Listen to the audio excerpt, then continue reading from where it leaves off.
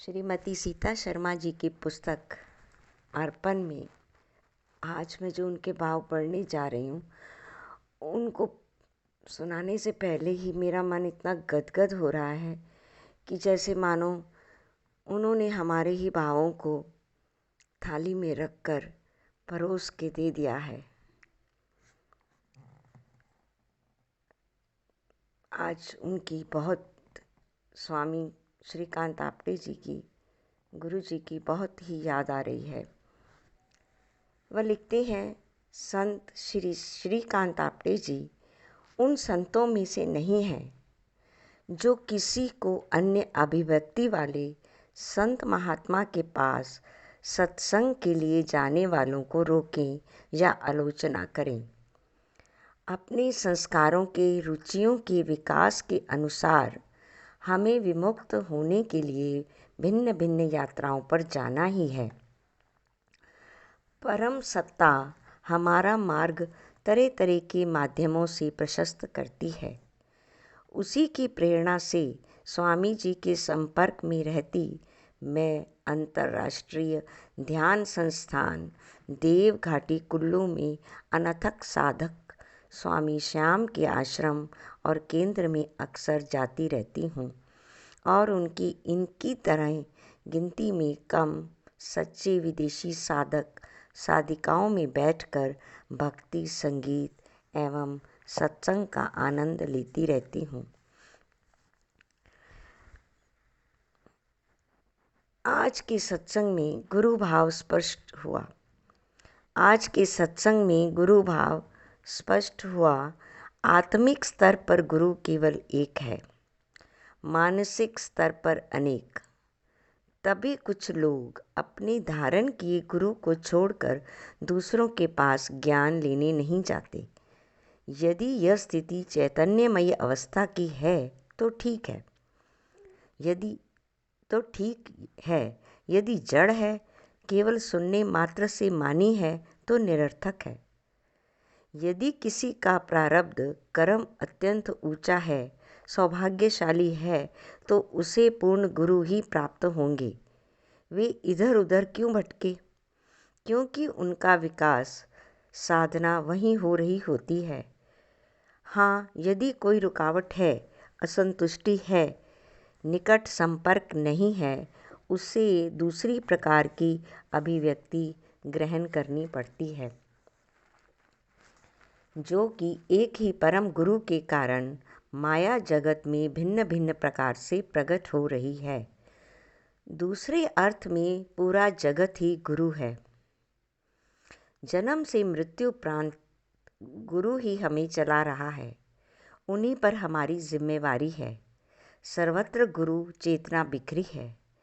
सत्य समझने पर ऊपर जाकर एक ही गुरु मन चेतना से कई।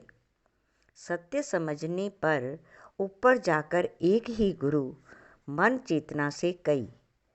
उस समय यदि मनुष्य किसी एक से बंद लकीर खींच ले तो व्यर्थ और जड़ अवस्था है। जब बुद्धि के सब द्वार खुल जाएं तो लकीर स्वतः खिंच जाती है। परंतु अर्धचेतन अवस्था में भी प्राणी इधर उधर पूर्ण ज्ञान की शुभ चेष्टा में लगा रहता है। बहुतों से होता हुआ अंत में एक पर आ टिकता है, तभी कहता है एक ओंकार। आज सत्संग में एक सुंदर बात चिंतन स्पष्ट हुआ। गीता में श्री कृष्ण परम आत्मा एवं अर्जुन मन है। श्री कृष्ण अपना विराट रूप दिखा रहे हैं, मुंह खोल रहे हैं, तो अर्जुन सब सृष्टि उत्पत्ति और विलय उसी में देख रहे हैं। क्या हमारा मन रूपी अर्जुन भी निरंतर देख रहा है उसका विराट रूप? हर क्षण उत्पत्ति, स्थिति और प्रलय हो रही है। क्या हम भी हर क्षण भीतर ही भीतर नहीं कह रहे हैं, विराट अपना मायावी रूप समेटो, असली दिव्य रूप दर्शन कराओ? आज के सत्संग से लगा जैसे कि प्रभु स्वयं कर्म योग, भक्ति योग और ज्ञान के द्वारा हमें शुद्ध बना बनाकर अपने में मिला रहे हैं। आज के सत्संग से लगा जैसे कि प्रभु स्वयं कर्म योग, भक्ति योग और ज्ञान के द्वारा हमें शुद्ध बना बनाकर अपने में मिला रहे हैं। ये उनका सांप सीढ़ी जैसा खेल कितना विचित्र है। कोई ऊपर से नीचे, कोई नीचे से ऊपर। हम भी कौन बेगाने हैं और उन्हीं से खेल रहे हैं। तमोगुण को मैं निकृष्ट गुण समझती थी, जबकि अब स्पष्ट हुआ कि यही इतना महत्वपूर्ण गुण है जिसके द्वारा व्यर्थ की तेज गति को ब्रेक लगाई जाती है। इसी के कारण निद्रा, योग और स्थिति को पाया जाता है। इसी गुण में इंद्रियों को भीतर रोका जाता है। ये बात स्वामी जी की कितनी प्रीतिकर है कि गर्म भावों में उलझी तू ना समझेगी, न ठंडे भावों में। कि गर्म भावों में उलझी तू ना समझेगी, न ठंडे भावों में। बीच की स्थिति में आ, फिर बता दूंगा। दही गर्म दूध का नहीं जमता, ना ठंडे का। कोसा कोसा होना ज़रूरी है। वेदना और दुख में पड़ी कराहती मैं बात ना समझी। मोह ममता में पड़ी माया भ्रम में उलझी रही। शायद बुद्धि के समत्व भाव की बात समझा रहे थे। वे कहते हैं मन तुम्हारी सीढ़ी की तरह विशाल कपड़ा है। वो कहते हैं मन तुम्हारी साड़ी की तरह विशाल कपड़ा है, अनेक तहों में लिपटा। जाने कौन सी तह में क्या रखा है, क्या छुपा है। क्या मैं तह में समेट लेती हूँ, कौन सा फेंक देती हूँ। रख भी क्यों लेती हूँ, जबकि रखने लायक कुछ भी नहीं, परंतु रख ही लेती हूँ। कूड़ा करकट बेकार का असुरक्षित कंजूस की तरह। मुझे विसर्जन की क्रिया नहीं आती, मेरा अभ्यास ही नहीं। मैं जिज्ञासावश कौतूहलवश पूछती हूँ कि साधना की अंतिम अवस्था में कैसा लगता होगा, तो उत्तर मिलता है जैसे महाशून्य एकांत रेगिस्तान में तू अकेली चल रही है, बस तेरे सिवा और कुछ न हो, ऐसा लगता है। पूछती हूँ कि इच्छा वासनाओं से मुक्ति ही सच्ची मुक्ति है, तो फिर जो प्रभु मिलन की इच्छा है उसका क्या होगा। उत्तर मिलता है वह शुभेच्छा है। वह शुभेच्छा है अंतिम, वह भी पूर्ण मिलन होने पर उसी में मिल जाती है। वे कहते हैं मन चंचल घोड़ा है, उसे बांधना आसान नहीं। फिर कहते हैं उसे प्यार पुचकार से सावधान हो समझा लो, अभ्यास से, अत्यंत चतुराई से, क्योंकि पूर्ण की शरण में मन इंद्रियों बुद्धि को साथ ही ले जाना होगा। सब के सब हमारे शिष्य हैं, नौकर चाकर हैं। सारा का सारा ये प्रपंच ब्रह्मांड परम सत्ता के सागर में डूबेगा। वे बताते हैं कि संत भूत भविष्य दोनों जानता है, क्योंकि वे नितांत बीच में है। इधर भूत उधर मुड़ो तो भविष्य। पिछले अगले जन्मों में, विकास में, गिरावट में, दोनों परिस्थितियों में जाया जा सकता है, परंतु उसकी ऐसी इच्छा या वासना नहीं होती।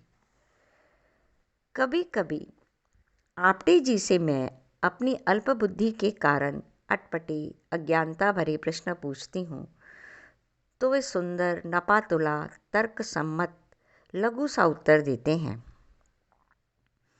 कहने को ऐसी बात पढ़ी पढ़ाई सुनी सुनाई सांत्वना देने को और लोग भी करते हैं, तो लगता है जैसे अंधे किसी दूसरे अंधे का हाथ पकड़ राह सुझा रहे हों, परंतु यहाँ उनका अपना गहरा अनुभव करुणा और पर पीड़ा द्रवित उत्तर कुछ और ही अर्थ रखता है। जैसे पुत्र शोक से व्याकुल मुझे अत्यंत करुणावश पूछते हैं कि तुमने उसे जन्म दिया? मैंने हाँ में स्वीकारा तो वे बोले, फिर मृत्यु भी उसे तुमने दी। जो माता पिता जन्म देते हैं कभी न कभी वे ही मृत्यु का कारण होते हैं। जब मैंने बात बदली कि नहीं प्रभु ने दिया तो वे बोले, फिर वही जाने तू कौन है उसे अपना मानने वाली। मैं निरुत्तर थी। एक बार मैंने कहा कि सुख कितने झूठे हैं, टिकते नहीं। वे एकदम बोले, दुख भी झूठे हैं, वह भी नहीं टिकते, हम ही दोनों को चिपकते हैं। अगला जन्म क्या होता है? तो उन्होंने बताया कि आम के वृक्ष के पास दबी गुठली उसका अगला जन्म है। वही आम का फल गुठली रूप होकर अगले जन्म में रूपांतरित हो रहा है। मैं समझ गई कि जन्म या जीवन ही निरंतर है, मृत्यु रूप बदलने की जरा बड़ी क्रिया। पूछने पर कि ध्यान क्या है तो बताया, हर क्षण सावधान रहना अपने सत्य स्वरूप के प्रति, माया झूठ से बचे रहना। हर क्षण सावधान रहना अपने सत्य स्वरूप के प्रति, माया झूठ से बचे रहना। क्या जाप से परिवर्तन होगा? बहुत कम। वे बोले, बहुत कम। कर्म, भक्ति, ज्ञान का संतुलन, इसको करने का तप ही धीरे धीरे परिवर्तन लाता है। फिर मनुष्य के लाख प्रयत्न करने पर भी वह जब असफल ही रहता है तो बाकी कार्य स्वयं सर्वशक्तिमान ही करते हैं, क्योंकि कर्म करना ही अधिकार है, फल वे अपने हाथ में रखते हैं। यदि हम कर्म करना छोड़ दें तो कृष्ण अर्पण क्या होगा? हमने अर्पण करना है, फल वे दें या ना दें उनकी इच्छा। ध्यान प्रक्रिया में कैसे आसन में बैठना होगा? तो वे कहते हैं, जिस आसन में मन का आसन लगे इसमें कोई फर्क नहीं पड़ता। एक बार मैंने कहा कि मैं बहुत पीड़ा और नर्क भोगती हूँ तो उत्तर मिला, ज़रूर भोगो, भोगने से ही कटता है, मुक्ति होती है, सब उसके खेल है। सबसे अधिक आश्चर्य में बात यह है कि वे इस 93 साल की वृद्धावस्था में अत्यंत सुंदर भजन सुर ताल लय में भाव विभोर होकर गाते हैं। भजन भी अपने रचे हुए। निर्झर से फूटते उनके स्वर मेरे कानों के द्वारा सीधे हृदय को छूते हैं तो उसके सामने बड़े बड़े गायक लज्जित से लगते हैं। जैसे आज के विज्ञान के युग में शरीर का विकार निकालने के लिए लेज़र किरण, दूरबीन थेरेपी, अनेक विद्युत क्रियाएं आदि हैं जो कम दर्द किए विकारों को भस्म करती हैं, उसी प्रकार स्वामी जी के पास ज्ञान से ओतप्रोत शब्दों की कटार है जो बिना कष्ट हुए धीरे से हृदय में जा बजती है और जिज्ञासु विकार रहित होने लगता है, बशर्ते कि वह स्वयं जानता हो कि रोग है और उसे डॉक्टर के पास जाना है। शेष कल। धन्यवाद।